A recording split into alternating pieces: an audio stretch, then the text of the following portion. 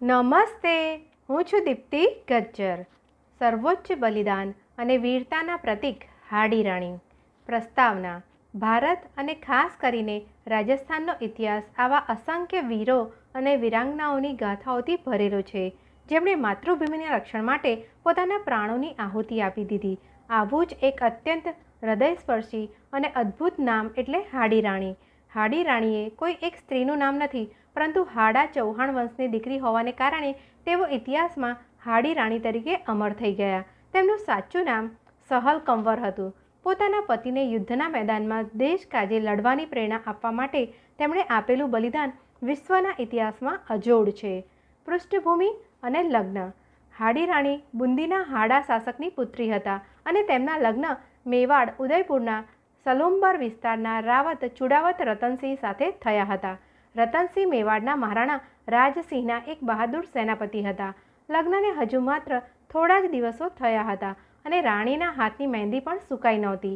ત્યાં જ સલુંબરના મહેલમાં એક કટોકટીનો સંદેશો આવ્યો. યુદ્ધનું આહ્વાન અને રાજાની દ્વિધા.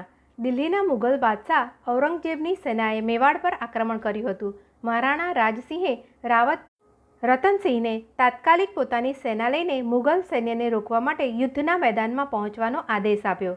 નવપરિણીત રાજા રતનસિંહ પોતાની સુંદર પત્ની હાડી રાણીના મોહમાં ડૂબેલા હતા, તેથી તેમનું મન યુદ્ધમાં જવા માટે તૈયાર નહોતું. પરંતુ ક્ષત્રિય ધર્મ અને રાજાના આદેશને કારણે તેમણે ભારે હૃદયે યુદ્ધના મેદાન તરફ પ્રયાણ કરવું પડ્યું. રાણીની છેલ્લી સેનાની એંધાણી. યુદ્ધના મેદાનમાં પહોંચ્યા પછી પણ રાજા રતનસિંહનું મન મહેલમાં અને રાણીના વિચારોમાં જ ભટકતું હતું. તેમણે યુદ્ધ શરૂ થતાં પહેલાં પોતાના એક વફાદાર સૈનિકને મહેલમાં મોકલ્યો અને રાણીને સંદેશો આપ્યો કે હું અહીં તમારી ખૂબ યાદમાં છું. મને યુદ્ધમાં વિજય મેળવવાની પ્રેરણા મળે તે માટે તમારી કોઈ પ્રિય વસ્તુ મને સેનાની એંધાણી અથવા યાદગીરી તરીકે મોકલો.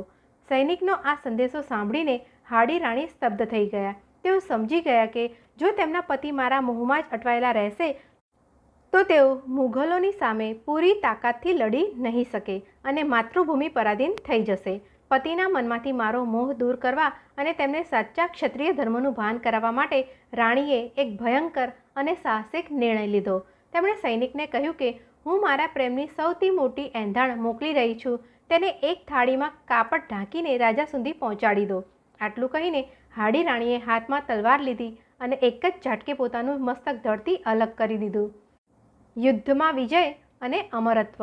જ્યારે તે સૈનિક રડતો રડતો રાણીનું કપાયેલું મસ્તક લઈને યુદ્ધના મેદાનમાં રાજા રતનસિંહ પાસે પહોંચ્યો ત્યારે રાણીનું મુખ જોઈને રાજાના પગ નીચેથી જમીન સરકી ગઈ. રાણીના આ સર્વોચ્ચ બલિદાને રાજાના મનમાંથી મોહના તમામ પડદા હટાવી દીધા અને તેમની અંદર દેશભક્તિનો જ્વાળામુખી ફાટી નીકળ્યો. રાજા રતનસિંહે પોતાની પત્નીના વાળને પોતાના ગળામાં બાંધ્યા અને સિંહની જેમ મુગલ સેના પર તૂટી પડ્યા. તેમણે મુઘલોને ખરાબ રીતે હરાવ્યા અને મેવાડનું રક્ષણ કર્યું. યુદ્ધ જીત્યા પછી રાણી વિનાનું જીવન અર્થહીન માનીને તેમણે પણ પોતાના પ્રાણ ત્યાગી દીધા. ઉપસંહાર: રાજસ્થાની સાહિત્યના પ્રખ્યાત કવિ મેઘરાજ મુકુલની અમર કવિતા સેનાણીની આ પંક્તિઓ આજે પણ હાડી રાણીના બલિદાનની સાક્ષી પૂરે છે. ચુંડાવત માંગી સેનાણી, સર કાટ દે દિયો ક્ષત્રાણી. હાડી રાણીનું જીવન આપણને શીખવે છે કે દેશની રક્ષા અને કર્તવ્ય સામે અંગત પ્રેમ કે ભૌતિક સુખો ગૌણ છે. પોતાની માતૃભૂમિની આન બાન અને શાન માટે હસતા મુખે પોતાનું શીશ કાપી આપનાર હાડી રાણી ભારતના ઇતિહાસના આકાશમાં એક અખંડ નક્ષત્ર તરીકે હંમેશા ચમકતા રહેશે. અસ્તુ.